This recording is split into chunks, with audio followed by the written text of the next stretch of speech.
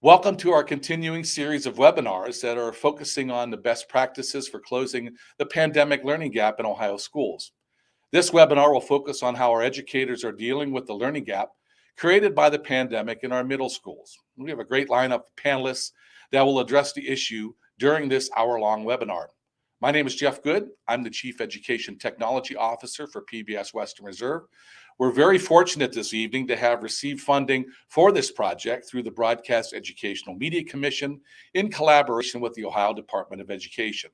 All of our webinars, the accompanying podcasts, and supportive resources can be found on our website that you see along the bottom of your screen. We're on YouTube Live tonight, and I guess for a while I was live. So if you're attending this live event remotely and you have any questions, feel free to drop them in the live chat or use your phone, capture the QR code you see on the corner of your screen. That'll take you to a Google form and you can ask your question. Then we'll make sure that we share those questions with our panelists throughout the webinar. So let's get started. Michelle Moore is the director of the State Support Team Region 5 located in Mahoning County in Northeast Ohio.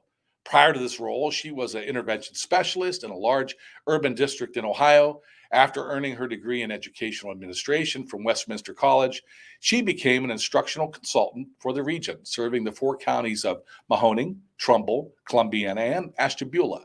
The regional system provides professional development and technical assistance to local education agencies and parents in the areas of special education, school improvement, literacy, early learning, and school readiness. Under Moore's leadership, the SST Region 5 has been identified as an effective regional/intermediate unit and is highlighted in the national publication Moving Your Numbers, published by the National Center for Educational Outcomes. Mrs. Moore is an active member of the Ohio Leadership Advisory Council, OLAC, and the Ohio Dean's Compact. One essential and common element to all of the district and school improvement efforts is the effective use of data. Mrs. Moore is our regional data lead for the region and currently serves on the executive committee of the Ohio Education Data Professionals Network. A steadfast, compelling advocate for equity in education, she leads efforts to engage Ohio's Region 5 school districts in transforming educational systems to meet the needs of all students. Thank you, Michelle, for joining us tonight. Our other panelist is Dr. Marla Peachock. She's a consultant with the State Support Team Region 5, specializing in the areas of school improvement, special education, PBIS, and family and community engagement. Prior to this role, she has taught both special education and general education at the elementary and intermediate levels. In addition to being an educator, she's been a building administrator, a special education supervisor, and a director of pupil personnel for a large urban district in Ohio. Most recently, and congratulations goes out to her, Marla has earned a doctorate degree in educational leadership. And our third panelist is Candace Best. Candace is a middle school science teacher at East Palestine Local Schools in Columbiana County. Candace teaches primarily 6th grade science and has taught 5th through 8th grade science and 5th through 7th grade STEM at East Palestine Middle School since 2013. Candace possesses a Bachelor of Science in Middle Childhood Education, specializing in science and language arts from Kent State University, and she has a master's degree in STEM leadership from the American College of Education. Well, we had an interesting start. So before we talk to our panelists, this webinar deals with really how districts across the state are dealing with this pandemic learning gap in their middle schools. However, the learning gap isn't the only issue affecting our middle schools or soon to be middle school students. As our elementary students make that transition to become middle school students, but they have to do it after spending a good portion of their later elementary years remotely. So let's take a closer look at how these California soon-to-be middle schoolers are viewing that important transition. Let's take a closer look. Middle school is a lot different from elementary school because it's like everybody acts different and stuff. And like I feel like if I had gone to 5th grade in person, it would have been like easier to see that transition and like understand it a little bit more maybe. But because I haven't, it's kind of just like Well, a bunch of people changed, and I don't know why. They just like poof.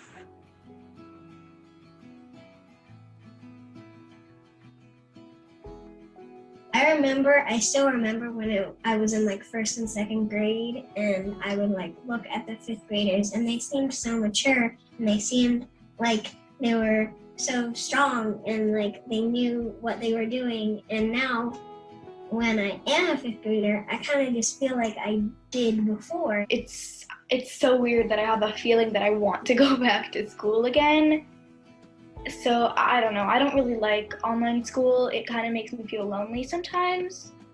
I've been able to feel I've learned to do work more independently because I've had to do all my work by myself, and my parents are always helping my brother. So they've got to like trust me to get all my work done every day on time. I have a small amount of ADHD, but so it's hard for me to concentrate, but my dad works on writing with me now, so I get more one-on-one attention with him. So that's kind of like one of the few things that it has helped with. I feel like I'm learning as much as I would in the classroom. It's definitely not the experience in a classroom, but I'm still learning a lot, and I'm very happy that I still get to learn. I'm a bit worried about going to middle school, but I think I would have felt that anyway. It's just I feel it more because I don't really know what's been happening this past year. But then again, I remember, well, for almost everybody, it's been like that. My parents want to move to Canada in the summer, so I think I'm going to be moving to a completely different place. Like, even the friends that I can see outside of school, they're going to stay here. So I think just leaving everything behind and then starting over again, I think that's feeling particularly scary. And going into sixth grade, it's exciting, but the thing is, I don't know a lot of people going to my middle school. So it might be a little bit tough to make some friends, but I'm hoping that I will be able to make new friends in an environment with people that have the same interests as me. Honestly, I'm really looking forward to period, like going to different classrooms. I always kind of thought that was actually pretty cool. Especially for the first day, I'm going to be so confused, like of how to do lockers, how to find my classes. I kind of want to like find out like who I am, because I feel like this is like middle school and high school is like where you find your style and your personality and like meeting people that you're going to be with for a long time. I am really excited to like expand on who I am as well as the things that I know. A new environment and like being able to socialize more and not being on the computer as much is like big for me now. I'm pretty nervous because I know that it's going to be a lot more work, definitely. But I'm also really excited for a fresh start because I haven't had one of those in 6 years. So I'm really excited to meet new people, having the experience of making friends again.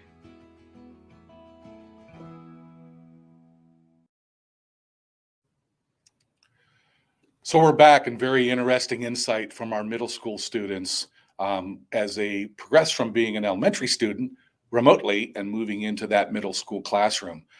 Our first panelist tonight is Michelle Moore. She's the director of SST5. Michelle, I know you're doing some exciting things with our districts and especially focusing on what's happening with helping those districts deal with that pandemic learning gap. So you want to talk about a little bit about what all you're doing? Sure. Thanks, Jeff. I'm happy to be here tonight, and I'm happy to share the work of the state support team. So just to give a little background about the SST, we're one of 16 regional offices, and the SST work is defined through a grant agreement with the Ohio Department of Education. So the 16 regions work together to support the districts across the state in the initiatives brought forth by the Ohio Department of Education. So we're housed, like you said, with our fiscal agent, the ESC of Eastern Ohio in Campfield. And we serve, as you can see, the 4 counties on the screen: Ashtabula, Trumbull, Mahoning, and Columbiana. And we like to say we are supporting Lake to River, that Lake to River leadership. And the way the SST works is our services are tiered, or there's levels of service based on district and school need. It's very individualized. And so we'll talk a little bit about that. Our primary audience that we work with are educators, so the school and district leaders. And but also we work with families. So Marla's going to talk more about that when she shares, but it's so important that we engage our families as we support not only the learning loss through the pandemic, but just in general. So today we're going to focus on middle school supports and those best practices. But many of the things we'll share today are just good practice for pre-K through grade 12 that we serve. And always at the forefront of the work are our students. And I just so appreciated that video that we just watched from the elementary students getting ready to transition to middle school. And we're going to talk about some of the supports. The theme that just rang true to me across that video was the need of the whole child. So we heard about the social emotional concerns, the worries that these students were facing. And you know, I know as a parent and as an educator that having students been out of school due to the pandemic, you know, caused some real issues and concerns about feeling comfortable and getting back into the routine. So we'll be talking about some of those supports. So one of the key resources that I wanted to share as we work with educators, a newly revised document came out of the Ohio Leadership Development Framework. It was revised through OLAC, the Ohio Leadership Advisory Council, and the framework really looks at the leadership as the purpose of leadership is improving instructional practices and performance regardless of role.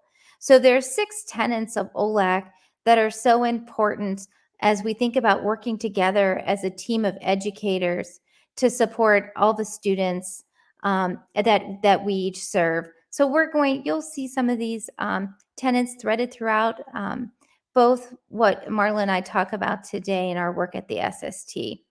But when we think about school levels, and when we think about middle school in particular, the students are served by multiple content level teachers, content experts.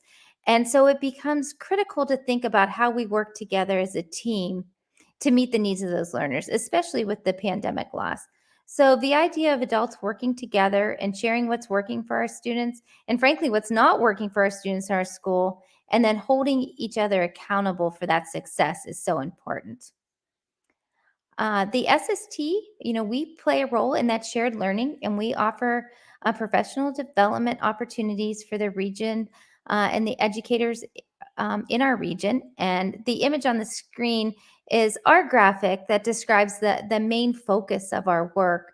So when we think of the umbrella of continuous improvement, that's our focus. And it includes high leverage practices in literacy, special education, early learning, and positive behavior intervention and supports.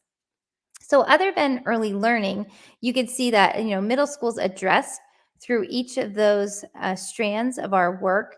And just for example, in literacy, we have an adolescent literacy network that focuses on raising the literacy achievement outcomes for our middle school students. So we're going to talk a little bit about the importance of those key strategies and the things we're seeing that are really working across our region in the middle schools. So the image on the screen that you see is the Ohio improvement process. And most of our support is aligned and supported through this 5-step process, the framework, that's all about data and problem solving. So there's 5 steps, and I'm just going to walk you real quickly through the 5 steps, and then we'll talk a little bit more about the importance of the teams that implement those steps. So the first step is data analysis and identifying critical needs using a root cause analysis. So our middle schools in particular have a really robust data set because they have many tested subjects and grades.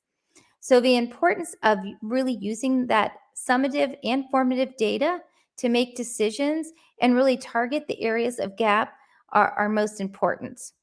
And then once we work with our districts and schools through that deep data analysis and identifying their critical needs, the step 2 is researching and selecting the evidence-based practices. So in Ohio, we have our own clearinghouse that's tied into other national clearinghouses, which are tools to help our districts and schools pick those strategies that will support student learning. And so what's really nice about these clearinghouses is that you can filter and sort, and so you can look specifically for those middle school practices related to your needs. And Marla's going to talk a little bit more about those practices later on this evening. So step 3, the planning and implementation, really helping our districts and schools create a plan, a one plan that drives the work that they're going to implement. So it's so important that we have a plan that's real and it's not sitting on the shelf gathering dust, but a plan that's driving the actions that we take each and every day to improve those outcomes for our students. And then step 4 and 5 are really where the heart of the work is, implementing and monitoring those plans, making sure that we're measuring both the changes in adult practice, having look-for tools, and measuring that the strategies are being implemented with fidelity, and then seeing the impact on student performance. And in a little bit, I'm going to talk about at the first session, we were able to hear a presenter from OSU that kind of gave us that big overarching kind of bleak view of where we are. And it was an important snapshot of where the state was at the time. But what we're talking about here is having true data that's driving the system at each district, at each school level, to really say where are we and how do we address the impact of the pandemic. And then so finally, that examine, reflect, and adjust, that's exactly what that helps us do at the end, to say, are we moving the needle the way we want it to? And are we having the impact that we hope? So when we think about these 5 steps, they're really the engine of a rapid cycle continuous improvement as teams are really digging into their data and making those mid-course corrections. So that's so important as we address the pandemic, the gaps caused by the pandemic. So like I said, we had that in the first session, one perspective, and that was important to see where we were. But now what we want to look at, what we're going to focus on, are each school and districts examining their own data in real time. And we know that each district and school was really affected differently from the pandemic. Some of our districts that we serve really were back in session quickly and had very little remote experience. And then we have others that have throughout even this year have had to go remote and back and forth. So different degrees, and how you would address that as a district or as a school would be very different. So we're supporting our schools using that 5-step process as they're grappling with addressing those learning gaps. And we know that the true experts are the ones sitting right at the table. The school personnel, they know their students, they know their families better than anyone else. So luckily, the work of closing gaps is not left to any one individual in Ohio, but it's really a system of collaborative teams that are the basis at the district, at the school, and at the teacher level. That's really the formula for success. Those groups of educators using real-time data to plan the academic, and so important, those social emotional supports that we've just been hearing so much that are needed from our students in the video, as well as the educators that presented at the last webinar did such a nice job of describing supporting that whole child. Now, Michelle, I know you have a graphic, and we went through it maybe out of sequence, but your collaborative team and that formula for success. If we could bring that graphic up again, and I don't know if we gave it the justice it really needed there, as you talked about that leadership and action. You want to cover that a little bit more and what that graphic all represents? Sure.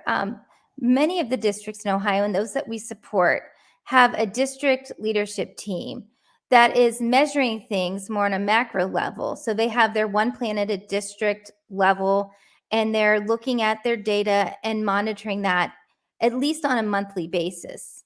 And then below that, and in collaboration with that, you have building leadership teams. So certainly our middle schools have strong building teams. And like I said earlier, these teams we're not talking about people, just their position title. It's not just the principal or the counselor or those that assistant principal. It's truly a collaborative team made up of teachers and other support staff and administrators and family members making decisions using that rapid cycle assessment. And that typically happens about once a month. Some of our districts have a twice a month meeting of their building leadership team. But the heart of it really is the teacher-based team. And those are in a middle school, oftentimes we'll have content level teams as well as grade level teams. And that is where they're looking at individual student data, groups of data to say, where are students' gaps? What do we need to do? Let's put in an intervention. Let's strengthen our core curriculum and core instruction, and then come back a week later to say, are we having the desired impact? So for me, this is the magic. When you have collaborative structures of, teams of people that care deeply about students who are focused both on the academic and the behavior, social, emotional side, using those data points to make decisions on a weekly basis. And that's where we see the positive student outcomes. Michelle, it's interesting that you mentioned part of what you provide support, your mission, so to speak, is you talk about that on-site support and coaching. So talk to me a minute about, or so, obviously we all made an adjustment when the pandemic hit, schools closed. How did you pivot those services? Because obviously you couldn't do on-site anymore. So how did you pivot to continue that support? Yes. If you would have taken me back to say we'd be doing virtual coaching and support, I would not have had a conceptual frame for what that looks like. But wow, did we pivot and adjust quickly, like you said, Jeff. We went quickly to virtual supports.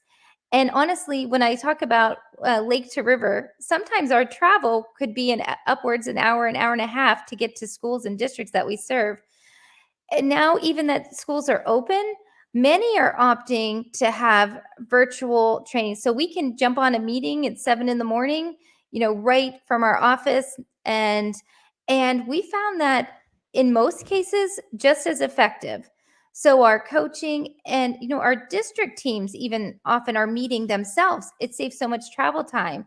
So if a district has many schools and individual teachers and administrators come to district meetings, we found that they're hosting these virtually, and we're able to save travel and time. So it's really been a great learning opportunity of how technology can make our jobs, work smarter and not harder.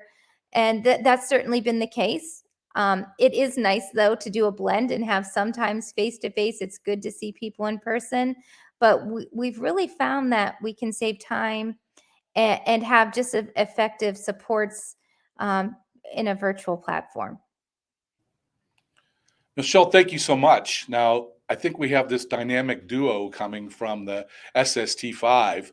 So I'm going to take an opportunity to introduce Marla Peacock, Dr. Peacock, and she has an opportunity to talk a little bit more about the services that she does with Michelle and with our district. So Marla, you have the stage.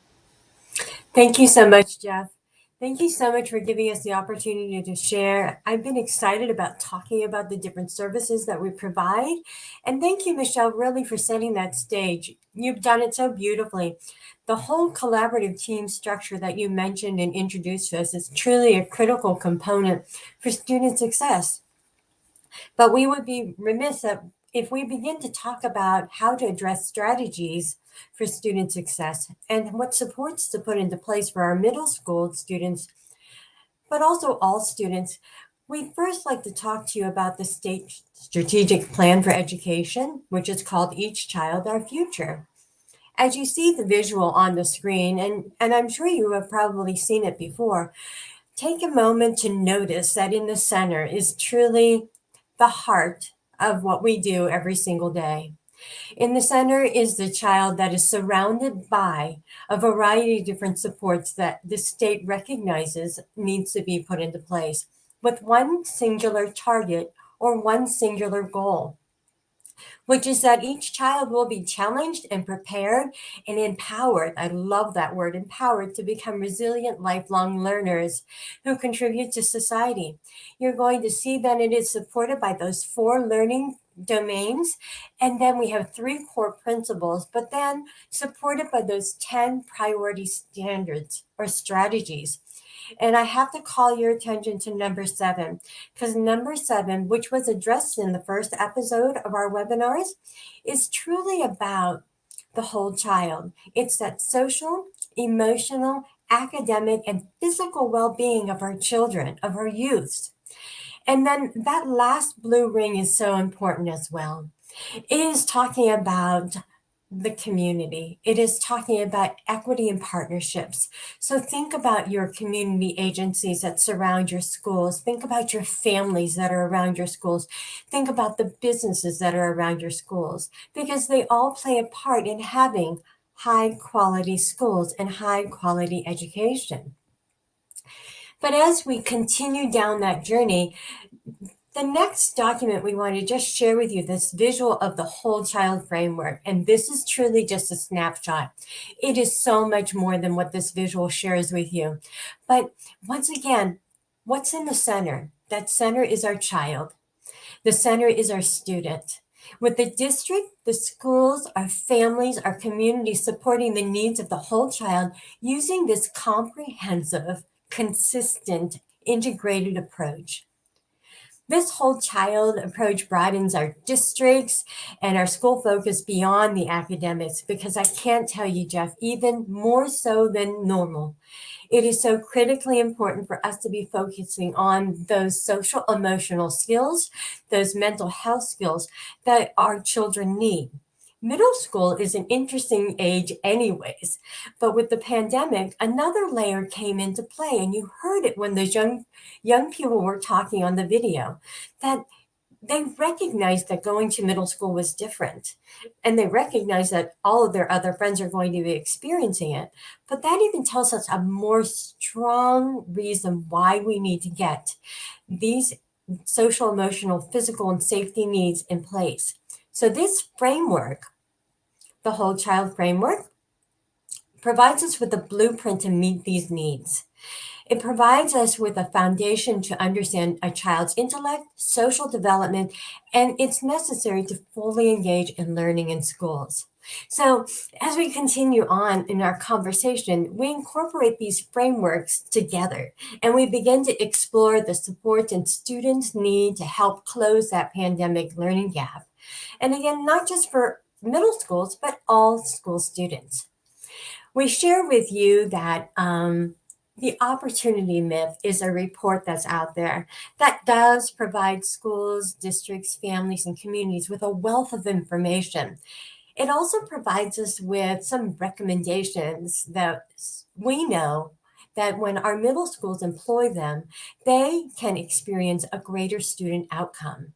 And it also is something that we emphasize in our learning opportunities at State Support Team, as Michelle mentioned, which is provided across our 4 counties.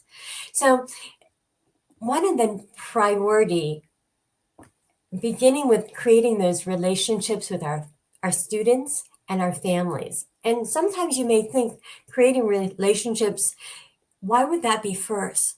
But one of the things we have to know and we have to think about is we know students learn better when they feel like they are understood and heard. But layer in also the families. We need to ask our students and our families about their goals, about their school experiences. They need to know that there's a caring adult within those buildings, within those walls, that know that what this kiddo needs, what this student needs, and that they can be successful.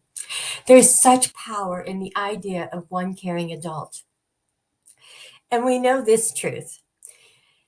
Students learn better when they feel understood and heard, as I mentioned before.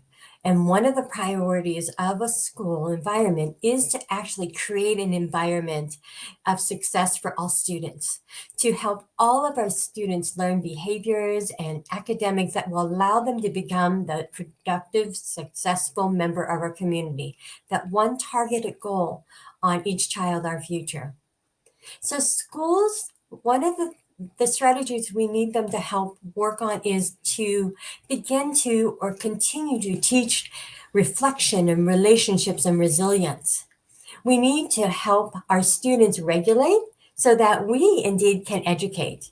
And Ohio does provide great guidance in our social emotional learning standards, as well as the positive behavior intervention and support framework, which can assist educators in creating that warm and supportive environment. I always talk about that we have to have an environment that is safe, positive, predictable, and consistent. That is one thing that we can do for sure to support our students now and moving into the future. Another thing this report suggests to us and provides us the research to support is that we need to make a greater access to grade appropriate assignments and an urgent priority for all students, no matter what their race is, their income level, or their current performance level. And when you begin to think about what does that mean and what does that look like, we start with that explicit instruction that is progress monitored and it is age appropriate and grade appropriate. We need to think about our classrooms. We need to have both compassion and rigor into our classrooms. Give all students access to instruction that asks them to think and engage deeply. And just along the same lines of relationships, we have to help and foster engagement. Middle school students have a tendency to focus on everything but maybe school, which is not unusual. To be fully engaged, our students need to know that the work they are doing will matter, will be recognized, will be relevant in their lives. It's such a powerful thing to make sure that we are engaging our students and making them part of the learning, helping them see that what they need is forefront in our thoughts. We also want to think about using those evidence-based strategies that Michelle mentioned about through the What Works Clearinghouse. These strategies are usually based by the data that has been collected and analyzed through the Ohio improvement process. So when you start wrapping this up and putting this together, you also want to think about as an educator. And when I say educator, it's not just the teachers in the rooms. It's the principals, it's the assistant principals, it's the related service providers, that they are working on increasing the use of motivational strategies that are designed for middle school students. And as we think about the next piece, it's called protecting instructional time. And this is for both our students and our staff. Protecting that instructional time will help us design how our instruction is delivered. It will help us figure out how to determine the appropriate dosage for what we are teaching. It will tell us how to differentiate what we are teaching. It will also help us with the frequency of instruction as well as the duration. It sounds like a very heavy load to carry, and being an educator is such an honorable profession. So along with this report, it also shares with us, and this is probably one of those most critical pieces, is we have to ensure educators, and remember once again, educators are not just the teachers in the classroom, but we have to ensure that our educators have high expectation for student success. By seeing firsthand that students are capable of succeeding with more rigorous materials. There was a term that was introduced to me just recently that's called the warm demander. That's an interesting term to say. What it's telling us is it is to expect a great deal of their students, convince them of their own brilliance, and help them reach their potential in a disciplined and structured environment. Remember that environment that is safe, positive, predictable, and consistent. By having these high expectations, you are presuming positive intent. which is focusing on what our students know. Focusing on what our students know allow our teachers to build on what they know and to assist in addressing the gap, meeting them where they're at, not expecting less, but meeting them where they're at so we can challenge them. And Michelle mentioned earlier, and I can't thank her enough for saying this, but truly, the beauty is in that classroom. The beauty is in that collaborative structure with the teachers. And meta-analysis supports the fact that teachers' estimate of the student's achievement, teacher efficacy, collaborative structures are proven to show the most positive outcomes when implemented with fidelity and consistency in the educational structures. And then lastly, one of the recommendations that we know really yield great results is, as a whole, as a district, as a building, we have to constantly evaluate our processes. We have to constantly audit and take inventory to identify what are the decisions that might be happening at the district level or building level. Are we giving our students equitable access? We need to ensure that we are providing it for all students. So that might lead us into asking ourselves some questions. And those questions could be as simple or as complex as we make them, but they're all driven by our data. Maybe we need to look at our structure to see, are we providing professional learning opportunities for our teachers in the curriculums and the programs we expect them to use, both academic and socially emotional? Are we keeping sacred our instructional time? Or do we need to create dedicated and protected time and space for our professional learning communities, collaborative structures, or teacher-based teams?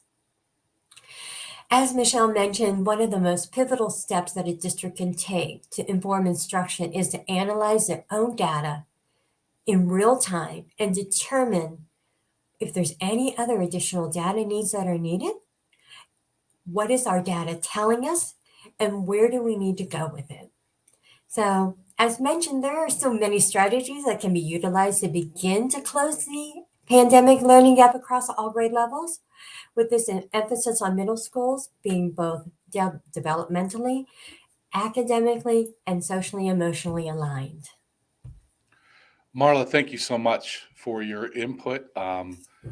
I think it's time I'm going to bring Michelle back, and we're going to talk a little bit about when we talk about this best practice. And obviously, you've been working with many different middle school districts, and I hate to use the term. I'm a sports guy, so I'm going to say, what are those districts that are out there right now that are really hitting it out of the park when it comes to dealing with this pandemic learning gap issue?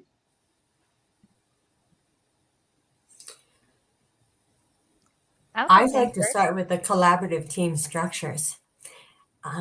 Those collaborative team structures, when they are in place and the teachers are meeting, looking at their data in real time, making decisions based on that data, researching appropriate strategies to put into place.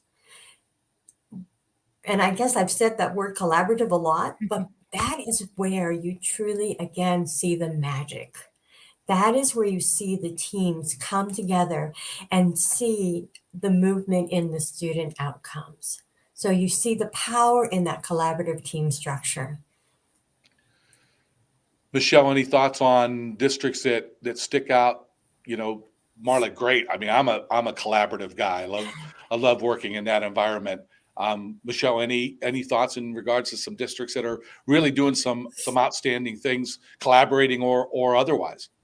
Right. I think one of the tools that some of our schools, our middle schools, are using that I'm seeing having really increasing the probability their students will succeed. The Ohio Department of Education created Restart Readiness assessments, both check mark and benchmark assessments. So for the first time, we can get more formative data to say exactly what are our students' needs, what are they missing, which standards specifically need to be addressed, because we know we can't catch up 2 years if we go slower. I mean, we really need to accelerate the learning. So in order to accelerate, you need to know where to focus. So the schools that we work with that are using the either the checkpoint assessments or the benchmark assessments that are part of the package that the Ohio Department of Education created, I think are able to really fine tune their lessons, their strategies to support their learners. So if I had to pick one thing, I would say using those assessments has really helped them accelerate and target instruction and intervention. Michelle, Marla, I can't thank you enough for being here this evening. Your insight was valuable as we begin to look at how our middle schools in the area and state of Ohio are really dealing with this pandemic learning gap, and I appreciate your time. So before we move on to our next panelist, during the pandemic and with all the school closings and the move to teaching remotely and on and on and on and on, science teachers were, I guess, sufficiently taxed to come up with innovative approaches to teaching science from a distance. So let's take a closer look at how faculty at the University of Washington took remote science to a new level, and we'll move into our next panelist, which is Candace Best from East Palestine, our middle school science teacher. When we were told that all of spring quarter was going to be virtual or all online, all of us got together and maybe thought, what do you guys think that we can do to make it more interactive? We slowly started to come up with this idea of videotaping ourselves, doing all these different activities. Okay, hi everybody, thanks for joining. This is just a typical action camera, and I use this as my primary video source. Down into this basement area of Moore Hall. This quarter right now, I'm teaching 2 courses. One of them is a construction materials course, and it's got a major lab portion.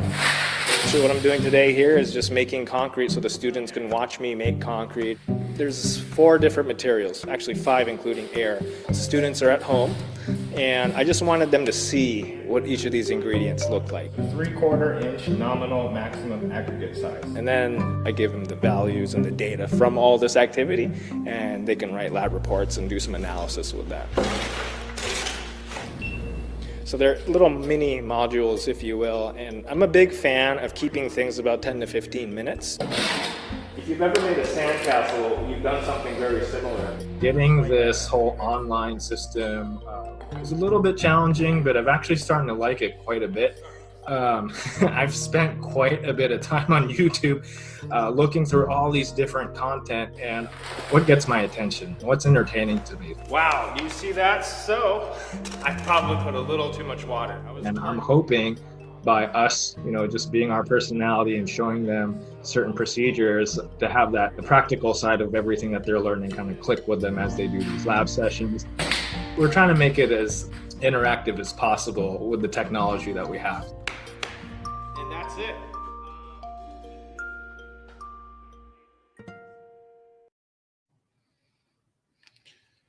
Candace Best is a science teacher at East Palestine Local Schools, and I am pleased to have her on board.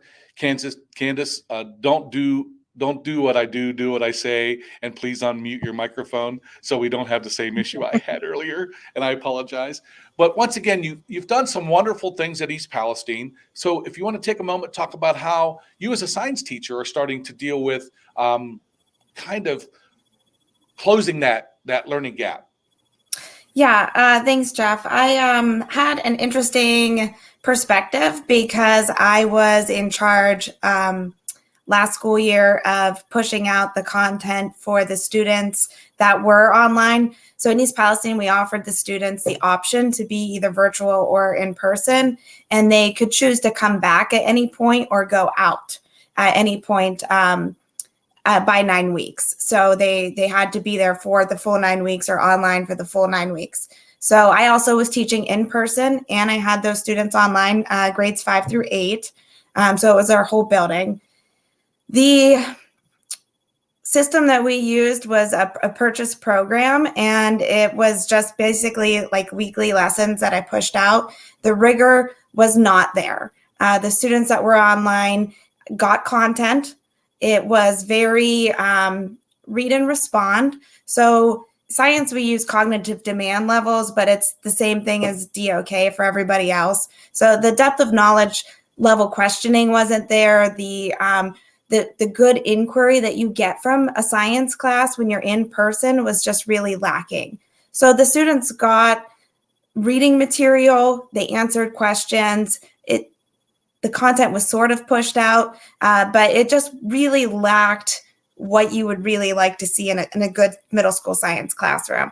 So I had those kids that were fifth graders last year online, and now I have them this year all back in person in my real class. So putting some faces to names. And much like that video that you showed at the start of this webinar, those kids, their concerns I see because those sixth graders came in and they missed their first year of middle school. So they had really similar concerns with lockers and changing classes, and everybody else was there and they did it. And so they had that experience. So they were concerned about coming in, being behind, not knowing what to do. And those were some obstacles for those kids too.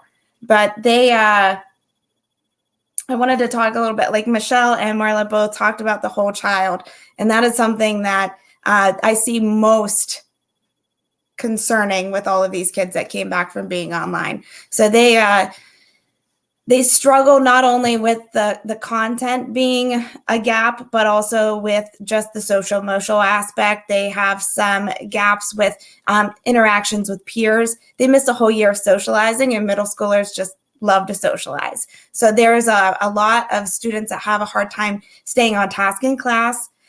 They had all of their time at home to complete their assignments. So having a 42-minute class to complete an assignment is a real struggle for a lot of our kids that were online. So just having that ability to self-pace and self-monitor is really lacking in a lot of those kids. So we've been doing a lot of check-ins, more than I've done in the past. Like, here's like a little slip of paper, fill out where you're at, where you need to be, what you need to do to get there. So that's something I've added this year that I haven't necessarily needed as much of those in the past as I've seen needing to have this year. Along with that, we have just cutting and gluing and just those simple things that our fifth grade teachers do a great job with, like setting up a notebook and changing classes and keeping track of your stuff in your folders. Our fifth grade teachers do a great job. So they come to me in sixth grade and they get that personal responsibility, almost training their first year. So those kids we're missing that. And we've had to go back and kind of fill in some of those gaps for them as well. Another thing that we're really working on in our middle school, not just me and my classroom and my team, but as a building, is our Pbis program. We do tickets, so the students can get tickets to if they do something good or we see a positive behavior. They get to cash those in twice a week. Yesterday, I just had lunch with 5 kids that cashed in their tickets to have lunch with me. So that was a fun experience for all of us. We also do PAWs. They get a PAW for positive behavior, and those get displayed in the lunchroom. And then once a quarter, they do a drawing from those for students to win an Amazon gift card. I think that for Michelle put up the TBT, BLT, DLT flow chart. That's really been a huge thing in our district for years now. We've been really big on TBT time. The district did a lot for us to set aside time for us to really have these great meetings. We meet every other week as a grade, and then the every other ones as a content. So our sixth grade team meetings and our TBTs, we really focus on students. We made a list of students that we are RTIing, and that's been a huge thing. Half of those students were online last year. So that just, I think we had 15 total that were online last year as fifth graders that are here in sixth grade. And 6 of them are on our RTI list, and our RTI list has 12. So let's see.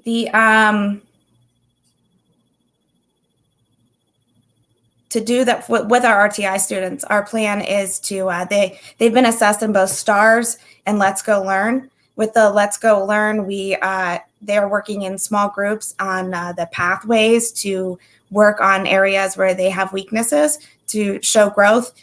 And that small group time has been really crucial that we have that, and we're able to group those kids, put them with the ELA and math teachers, and they get that guided support with them in that program that we're lucky to have for them. The other thing that we're doing is with the STAR assessment, this is building wide for all of the students. They are being assessed every quarter, and they get STAR cards if they show growth.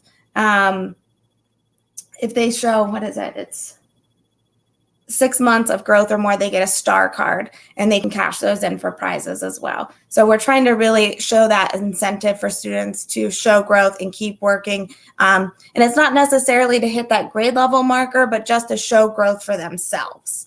So that is one thing that we're doing as a building as well. In my classroom, I do science and STEM. So in my STEM classroom, I have the freedom to really focus a lot on those like relationships. So we work in groups constantly. Cooperative learning is huge in science and in STEM. And it's one of those areas of weakness that I see with those kids that were online. So we focus on a lot of group projects, which everybody that is familiar with middle schoolers knows can be difficult, but really encouraging them to work together and work through problems has been an interesting task, but we're getting there. Candace, it's interesting because you've had the perspective of having these, and you mentioned it, having the kids remotely in 5th grade and then them moving forward with you now in person in 6th grade. And I know you had it kind of spread out a little bit, but what were those major, and I know you covered them, but kind of sprinkled throughout. What were those major deficits that you saw in those 6th graders when they came into your classroom after having you worked with them in there at 5th grade remotely? So it's hard because the academic ones I expected. Like I said, I knew that the content wasn't rigorous enough. I knew that they were going to have gaps. But I think the thing that surprised me the most was how large the gap was social emotional, how they just weren't as capable of completing and time management and those sorts of things. So that gap has been something that has really changed how I do a lot of the things in my classroom. So there's been more guidance and slowing down and helping with that pacing that I haven't necessarily had to do to this extent in the past. So let's talk a little bit about your tenure there at East Palestine. And I think I told you earlier, my Jeff Math, I have you there for almost 10 years. And obviously you've got a perspective of students, what I want to call those pre-pandemic students.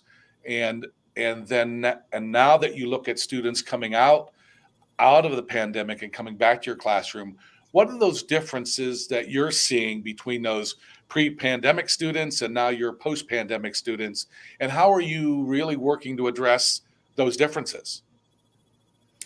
Yeah, so I actually have a group of 8th graders this year, and they're fun because I had them as 6th graders, and then I had them as 7th graders, and now I have them again as 8th graders. And we talk all the time about how they haven't had a normal school year since they were in 5th grade. That's a long time. That's almost their entire middle school career that they've had to deal with the pandemic. So obviously in 6th grade is when they, COVID hit and we went remote for the rest of the year. And then, there was last year, and this year's had its share of difficulties as well. So it's funny to think about the time before COVID, because I would really have to go back before I ever even had those 8th graders. And one thing we see with that group of kids is that they're the least excited about being a part of our school. So they've had so much time virtual or here and there that they have little school spirit almost. They are so used to being on the computer or back and forth that they struggle with wanting to be involved with things. So that's been really huge for us to work. We work as our PLT. It's one of our conversations is how to involve and inspire and excite those 8th graders who've had such a rough go of it in our building. And just everybody else. I mean, they're the only ones that ever had a normal year. So we're trying to do some of those more fun and engaging things, because I think once those students are excited to be at school, the rest is going to be a lot easier on all of us. It's interesting to note our conversation last month.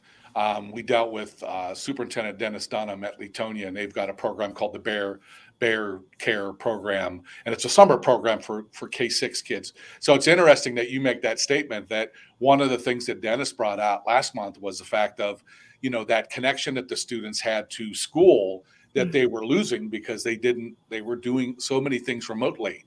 So that's very interesting that you make that statement, that one of the things that you ran into was that school, quote unquote, school spirit that all of a sudden went away. So that's something very different. Now, you talk about all of these programs that you have in place to deal with the learning gap, and you've talked about, Michelle would step in on this to say also, how are you measuring, what is your success measurement? If I know that's kind of like trying to define love, right? But what is your success measurement of those steps that you're doing to help alleviate that learning gap? Yeah, so we've always been, for my entire career at East Palestine, we've been very data driven. We've had a lot of support from state support team. And so I have years and years of like data from TBTs and things like that I can go back and compare this year to previous years. And this year we're really focusing with our ELA and math teachers on that STARS data. So that they're doing a lot of deep dives with that STARS data. And then obviously, you have your state test scores from previous years that we go back and we look at, and we analyze a ton of data. I mean, we even look at things like, behavior reports and referrals and those sorts of things. So we have lots and lots of data. And data obviously is what you need to kind of look at that measurement of success. So really appreciate Candace. Thank you so much. It's so exciting to have folks from the state support team and Candace here from East Palestine talking about how we're all kind of working around and trying to eliminate that learning gap. I thank everyone this evening for attending this continuing series of webinars where we're focusing on how school districts are establishing their best practices and closing that pandemic learning gap.